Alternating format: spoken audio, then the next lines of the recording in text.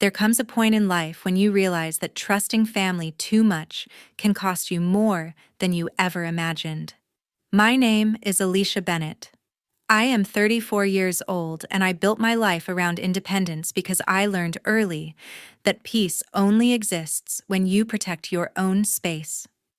I worked hard to live alone, to control my home, and to believe that the people closest to me would never cross a line once it was clearly drawn.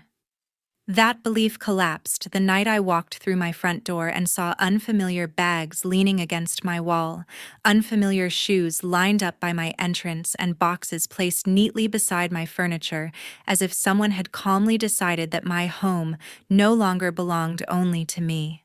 My chest tightened when I realized that my mother had used her key to bring my unemployed sister into my house without my permission, not to visit, not to talk, but to move in as if they had the right to live there. I stood in the middle of my living room and said, without raising my voice, "You don't get to live here. This is my house."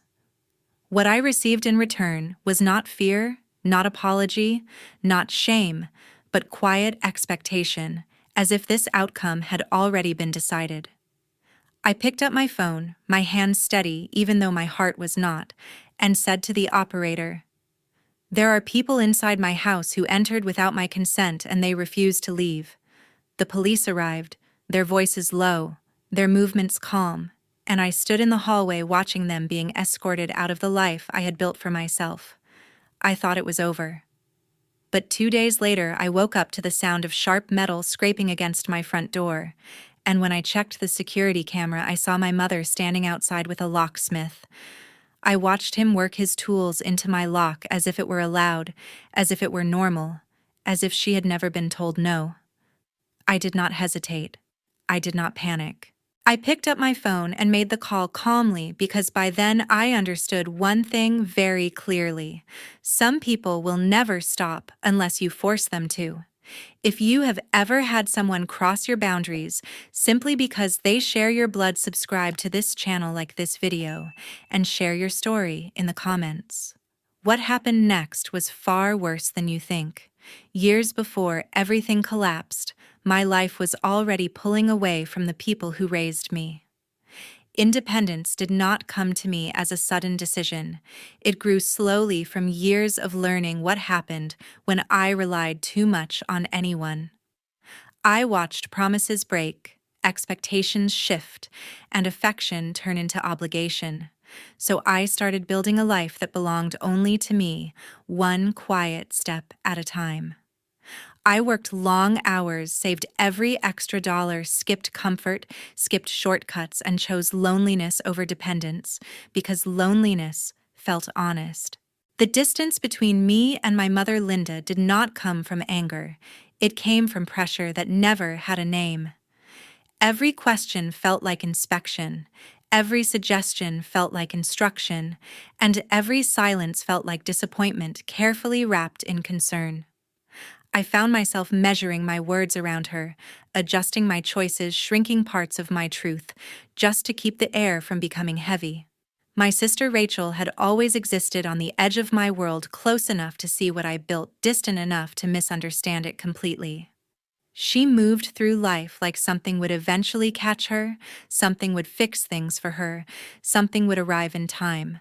I learned not to speak about my progress because any success sat between us like a silent accusation that neither of us wanted to name. There were no screaming matches, no dramatic fights, only quiet tension that lived in long pauses, side glances, and conversations that ended too early. By the time I bought my home with my own savings, I no longer felt like celebrating. I treated it as a private milestone because happiness felt fragile in a house where control often dressed itself as care. The spare key was never about trust in the romantic sense of family closeness. The night I handed it over, I looked directly into my mother's eyes and made the terms clear without hesitation, without smiles, without comfort padding. That key was meant for emergencies, only real emergencies. Moments when I could not be reached, when something serious had happened, when waiting was not an option.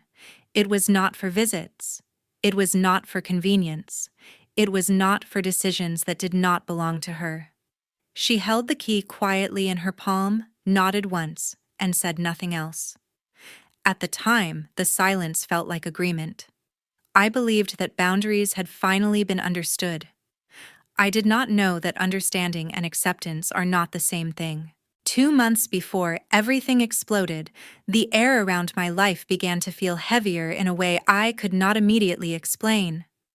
I did not learn about Rachel's housing situation from Mom, and I did not hear it from Rachel herself. The information reached me through a relative who mentioned it casually during a conversation that had nothing to do with family conflict, which somehow made it feel more real and more alarming at the same time. I was told that Rachel no longer had stable housing, not as gossip, not as a warning, but as a quiet fact, the kind of truth that sits in the back of your mind, no matter how hard you try to ignore it. Rachel did not call me. She did not send messages asking for help. She did not appear at my door asking for permission. Instead, her presence appeared around me without her ever stepping inside, like a shadow that slowly stretched across a wall until you noticed it was already there.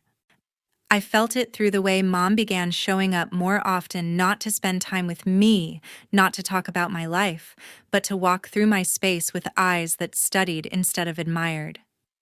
Mom began to treat my home like a place that needed evaluation rather than respect. She opened doors I usually kept closed. She stood silently in the hallway longer than necessary. She looked at the spare room in a way that made my skin tighten slightly, even though she had not yet said anything openly. Her voice stayed soft, but her intentions started to feel louder than her words. One afternoon, while she stood near the doorway of the guest room, she said something that felt simple on the surface but heavy underneath. She looked around calmly and said, "No one should live alone in a house like this." The tone was gentle, but there was something inside that sentence that shifted the balance of the room. It was not a suggestion. It felt like a test. I did not argue. I did not accuse her of planning anything. I did not raise my voice or challenge her in that moment because I understood that real intentions are rarely revealed when someone feels threatened. Instead, I started to observe her more carefully, noticing how often her gaze returned to the same spaces, how frequently she mentioned safety, loneliness, and responsibility in conversations that were never meant to be about any of those things. The longer this continued, the more I began to feel that this was no longer about concern. It felt like preparation. It felt like positioning. It felt like small movements being made quietly before a larger decision was forced into the open without my consent. By the end of that period, I understood something important, even though I had no proof yet. The attention Mom showed toward my home did not come from love or protection anymore. It came from a direction I had not agreed to, and from a plan I had never been asked to be part of. Not long after that, during a work trip, I began to feel a familiar sense of unease, the kind of feeling that usually appears just before something quietly falls apart. The trip itself was related to real estate, a series of property evaluations I had been managing for weeks, which meant long inspections, paperwork, and constant movement between buildings that all looked similar, but demanded different levels of attention. I had planned to stay away longer to finish everything properly, but the uneasy pressure in my chest grew stronger with each passing night, so I decided to return early without telling anyone. When I opened my front door, the air inside the house felt unfamiliar, even though nothing looked obviously destroyed. There were boxes stacked near the wall that I knew did not belong to me, bags sitting near the entryway that had never been there before, and objects placed carefully, as if someone had planned their positions rather than dropped them in a hurry. The arrangement was calm, almost respectful, which somehow made the situation feel more invasive instead of less. I moved further inside with slow steps, trying to understand how everything could feel occupied without looking chaotic, and that was the moment Rachel stepped into view. She did not look startled. She did not look ashamed. Her posture was relaxed in a way that suggested she believed she had every right to be there. I asked her what she was doing inside my home, not in a raised voice, not in a desperate tone, but with the quiet pressure of someone trying to keep control of their own reality. She looked at me and said, "Mom said it was already handled." That sentence stayed in the air longer than anything else she could have said because it answered nothing while explaining everything at the same time. I understood in that moment that this was not a misunderstanding, not a mistake, not an awkward family favor, but a decision that had been made without my presence, my permission, or my consent. As I walked further through my own house, I began to notice how precise the changes were.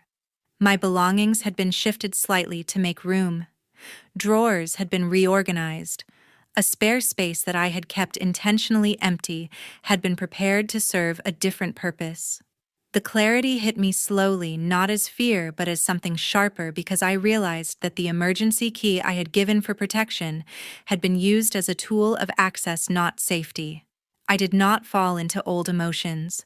I did not collapse into shock. I did not panic in ways I once might have. What I felt instead was a clean and controlled understanding that my privacy had been taken from me in a way that could not be explained as care. My home had turned into a shared space without my agreement, and that was a violation I could not ignore or soften. Rachel moved around the space, casually touching surfaces, adjusting items, behaving like someone who had already moved in rather than someone waiting for approval. I watched the way she placed her things without asking, the way she walked, without hesitation, the way she spoke without concern for reaction. In that moment, I understood that the key had never been about emergencies. It had become a quiet permission slip that I never meant to give. I stood there without shouting, without pleading, without begging for reason, because respect does not live in arguments when the boundary has already been broken. What mattered was not the conversation. What mattered was the line that had been crossed without hesitation. By the time I left that room, my mind felt clearer than it had in a long time, because I knew that whatever came next would not be about emotion, family, or compromise, but about ownership, control, and a line that could no longer be treated as negotiable. The next morning, I realized I was done negotiating. I stood in the living room facing Mom without the softness I used to carry whenever she crossed a line, because something inside me had shifted overnight into a clarity that felt heavier than fear, but steadier than anger. I told her that ownership was not a feeling, not a suggestion, not a flexible idea shaped by blood or history, but a legal and personal reality that no one was allowed to touch simply because they shared my last name. Then I asked her to leave in a voice that did not rise and did not shake. Rachel stepped into the room, slowly carrying the kind of dissatisfaction that stretched the moment longer than it needed to be, using quiet sighs and wounded expressions to press against me instead of offering real words, creating a tight emotional pressure that wrapped around the air like something physical rather than spoken. She spoke about family in a way that treated guilt as obligation, making the space feel suffocating instead of conversational, while I remained still and refused to soften the boundaries I had already spoken aloud. I told them clearly that the emergency key was not permission, not access, not an open door for comfort or assumption, explaining that it existed for danger, only for real threat, for situations where life or safety was at risk, not for convenience, control, or silent decisions made in my absence. I said that using it without fear or consent was not helping a family member, it was trespassing, and the word hung in the room in a way that could not be taken back. The thought of calling 911 did not arrive as panic. It arrived as a slow and deliberate process that moved through guilt, memory, hesitation, loyalty, fear, and something deeper that I had not allowed myself to feel before, which was relief. I thought about everything I had compromised in the past to avoid conflict, about how often I had swallowed my own discomfort to preserve peace that was never real, about how the idea of dialing those numbers felt like betrayal and survival in the same breath. My hands did not shake when I held the phone yet, My chest felt like it carried every argument I had avoided across the years, every apology I made for things that were not my fault, every moment where I let silence replace truth, because it felt safer at the time. I realized that staying silent had never protected me. It had only trained them to step further into my space with confidence. When the police arrived, their voices were calm, their movements measured, and their presence carried the neutral weight that comes with authority that does not take sides immediately. They asked to see documentation, reviewed ownership papers, checked identification quietly, and spoke to each of us separately without raised volume or visible judgment, creating a strange stillness that made the situation feel official in a way that words alone never could. One officer explained to Mom that entering without consent carried legal consequences, even when family was involved, choosing words that sounded like caution rather than punishment, which made the moment feel unfinished rather than resolved. There was no handcuff, no dramatic removal, no final consequence, only a formal warning that hung in the air like a clock that had started ticking instead of stopping. When they left, the house felt larger, quieter, heavier, and more honest, because something fundamental had changed inside me that could not be undone by apologies, excuses, or promises, and I understood that this was not the end of anything, only the first time I chose myself without asking permission. 2 days later, the sound that woke me did not feel dramatic, but it felt wrong in a way that made my body react before my mind caught up. Metal tapped softly at first, then scraped along the frame of my front door in slow, careful movements that had nothing to do with accident or coincidence. I stayed still in bed for a few seconds, staring at the ceiling while my heartbeat rose steadily in my ears, trying to decide if I was imagining the noise or if someone was truly outside touching my door.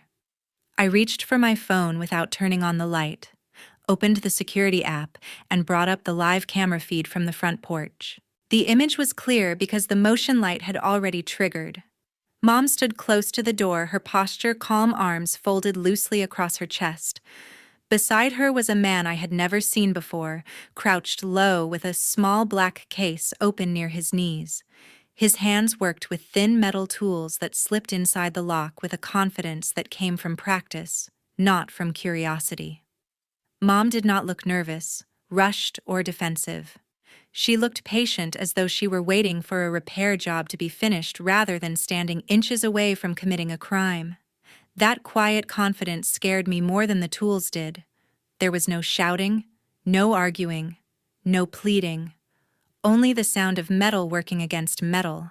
I moved slowly through the hallway, keeping my footsteps controlled so the floor would not betray me. I stayed far enough back from the door to remain unseen, but close enough to feel the vibration each time the tools scraped the mechanism. My hands felt heavy while holding the phone, but I knew what I had to do. When I called 911 the second time, my voice did not shake at first. It felt steady in my throat, almost practiced, as I gave my address and explained that someone was actively trying to enter my home. My fingers began trembling only after the operator asked me who the person outside might be. Saying the word mother out loud felt like pushing a blade through my own chest. The familiarity of reporting someone who had once held my hand as a child made my stomach tighten, yet the fear of what she was doing pushed me forward. The operator asked me to stay on the line. I stayed silent while the sounds at the door grew more deliberate. The man shifted his weight and adjusted his tools. Mom stepped closer to him, said something I could not hear. Her face never changed. Red and blue lights painted the front of my house in slow flashes before I ever heard the sirens. This time, the arrival felt heavier. Commands came through sharp voices amplified by the quiet street. I watched through the camera feed as the officers moved fast, weapons drawn, ordering the man to drop his tools and lie face down on the ground. He froze for a fraction of a second before obeying, arms stretched out and cheek pressed against the concrete. Mom was pulled several steps away from the door. One officer kept a hand lightly but firmly around her arm, while another spoke into a radio and began writing on a clipboard. There was no friendly tone this time, No casual warnings, no soft explanations. Everything moved like a machine that had finally been dropped into a higher gear. I stayed behind the locked door while it all unfolded. I did not step outside. I did not open the lock. I stood there listening to muffled voices through thick wood, listening to the sound of paper shifting and pens scratching while something official was being created in my name. Through the camera, I saw Mom speaking firmly, still composed, still convinced that whatever she was doing belonged within her rights. Her face showed irritation rather than shame. In that moment, something inside me shifted without ceremony. There was no explosion of emotion, no dramatic thought. I understood quietly and completely that she was not going to stop. This was not a misunderstanding that could be explained away. This was not a mistake born from worry or concern. This was a pattern that had crossed into danger. I remained still until the lights faded and the sounds of doors shutting echoed down the street. Only then did I lower the phone from my shaking hands and breathe again fully. I did not feel victory. I did not feel sadness. I felt clarity, and that clarity was colder and heavier than anything I had felt before. 1 week later, I stopped believing that silence meant peace, because silence began to feel like a place where plans could hide.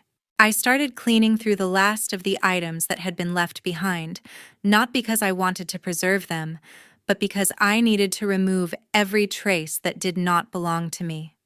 Inside a thin cardboard box that had been pushed to the back of a hallway closet, I found a sealed envelope that did not have my handwriting on it. The paper felt heavier than normal, the kind of weight that made my fingers tense before I even opened it. Inside were printed forms that carried my name, my address, my signature, and descriptions of long-term residential permission that I had never applied for or approved. At first, I tried to convince myself that it was a misunderstanding, but the longer I looked at the lines, the spacing and the looping strokes at the bottom, the clearer it became that the handwriting was not mine.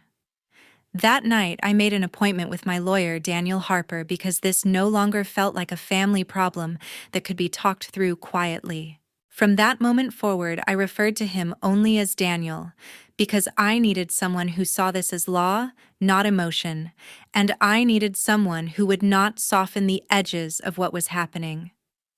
Daniel sat across from me quietly as he reviewed each page, moving slower with every document, and the way his jaw tightened told me more than any words could have. He explained to me that if those papers had ever been filed even partially, someone could have argued that I had given legal permission for another person to establish residence in my home, which could have opened the door to property disputes that might take years to unravel. He told me that in situations like this, silence is often the most dangerous response because it allows false documents to grow roots inside legal systems before the real owner even realizes something has been planted. He explained that this was no longer about hurt feelings, broken trust, or emotional boundaries, but about protecting ownership intent and legal control over what I had built with my own effort. As I listened, something shifted inside me because I finally saw the shape of the entire situation clearly. This had never been about letting Rachel stay for a while, and it was never about Mom trying to help in the way that parents sometimes do. This was a slow, deliberate movement toward control, one that relied on guilt, pressure, and assumptions rather than permission or truth.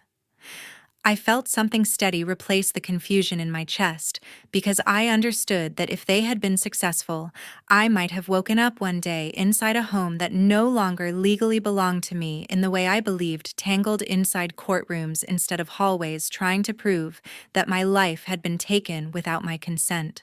That was the moment I decided there would be no more conversations, no more explanations, and no more attempts to repair something that was not broken by accident. I stopped responding to messages. I stopped acknowledging calls. I stopped leaving room for doubt inside my own mind. With Daniel's guidance, I began preparing formal documentation that would protect the property, block any attempt to file residency claims, and create a clear legal record that I had never granted permission for anyone else to gain rights over my home.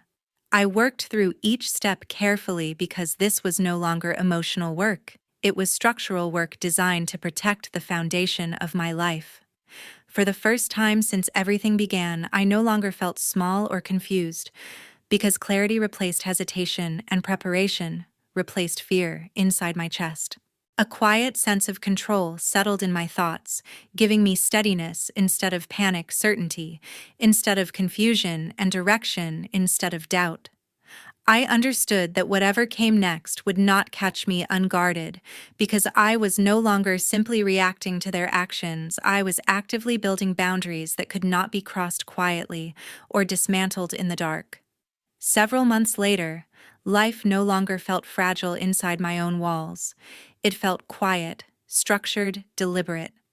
That quiet did not come from forgiveness, closure, or emotional repair. It came from paperwork, courtroom signatures, and the kind of legal language that leaves no space for negotiation. Mom faced administrative penalties after the second documented incident was fully reviewed.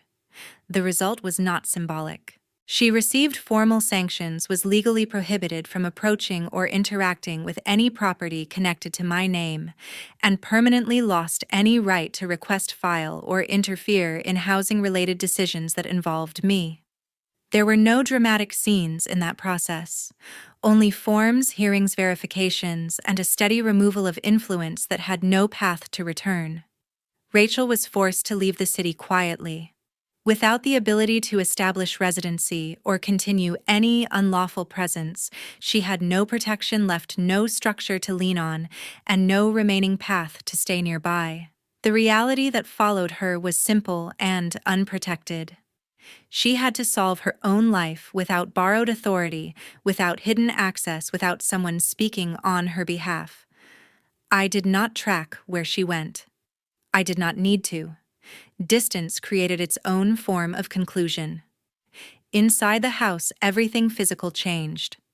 I replaced every lock. I reinforced every entry point. The security system was redesigned and extended. Cameras covered angles I never thought I would need when I bought the place. Motion detection became layered, alerts became instant, access became singular. Through my lawyer, I established clear legal boundaries that existed on paper and inside official registries, so that no claim, no signature, no attempt at residency could be attempted quietly again. That process changed something in me that could not be reversed. For a long time, I believed family meant tolerance, patience, and emotional endurance. I learned that unprotected empathy allows people to cross limits without fear. I learned that allowing repeated access in the name of blood creates danger that grows in silence. Boundaries are not cruelty. They are structure. They are safety. They are self-respect. No relationship, no title, no shared history justifies the removal of your right to feel safe where you live. Protecting yourself is not betrayal. It is responsibility. If you stayed with this story until the end, I want to thank you with sincerity. Your time matters. Your attention matters. If you have ever experienced someone using closeness as a way to push into spaces that should have remained yours, you are not alone. You are not dramatic. You are not wrong. You deserve peace in your own life. If this story resonated with you, feel free to share your experience in the comments, or use this space as a reminder that you are allowed to protect what belongs to you.